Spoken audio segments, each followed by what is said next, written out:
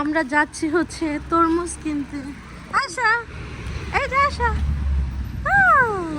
আশা এটা হচ্ছে ছোট আশা আর এটা হচ্ছে বড় আশা। তো আমরা হচ্ছে যাচ্ছি তরমুজ কিনতে।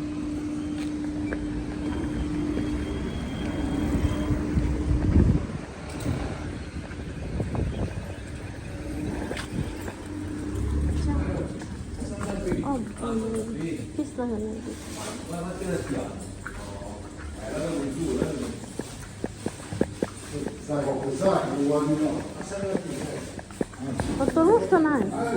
আর এই যে তরমুজ না, ওটা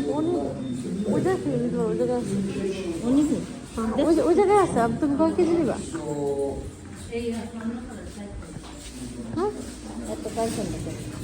অর্ধেক নাও না। কোনটা? এটা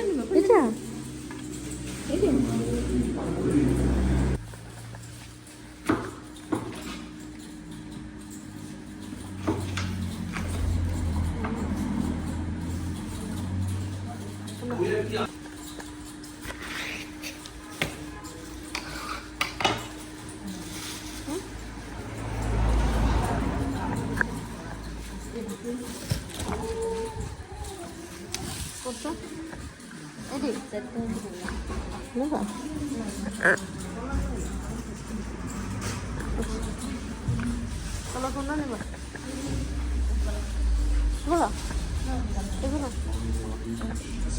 কোনটা নিবা? নাও, তুমি নাও, পরে আমার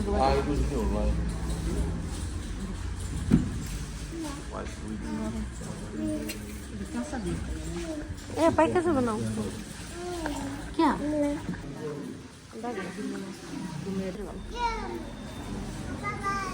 ভালো তো দেখতো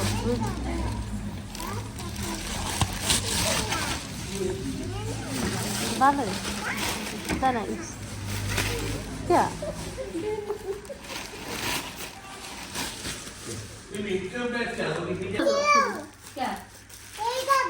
দেখি এটা ভালো।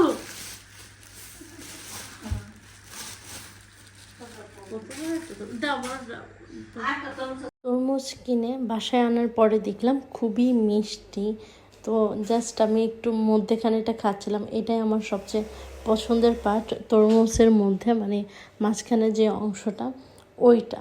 তো খুবই টেস্টি ছিল। তো আমরা তরমুজ খাচ্ছিলাম আর সবাই বসে আড্ডা দিচ্ছিলাম। তো গরমের সিজনে কিন্তু তরমুজটা অনেক বেশি ভালো হয় আর কি। এখন রাত বাজে প্রায় হচ্ছে 1টা। তো এখন আমি চিন্তা করলাম যে কালকে আমি হচ্ছে চিয়া পুডিং খাবো, যার কারণে হচ্ছে এখনই হচ্ছে এটা আমি দেখা যায় যে মিল্কের মধ্যে চিয়ার সিড দিয়ে রাখবো। তো চলুন একসাথে চিয়া পুডিং তৈরি করি।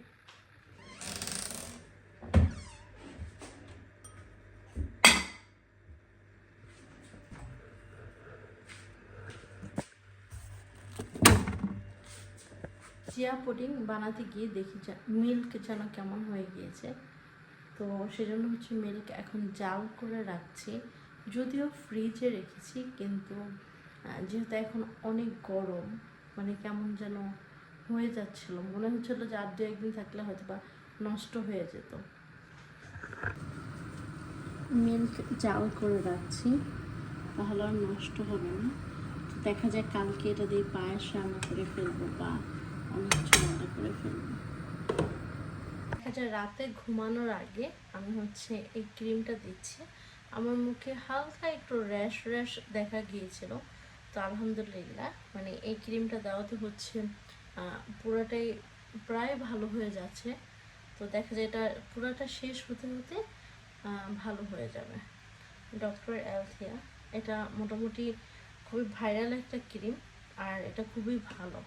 হ্যাঁ, আমার ভালোই কাজ করেছে। দেখা যায় সিজন চেঞ্জ হওয়ার পরে হচ্ছে এই সমস্যাটা হয়েছে আর কি।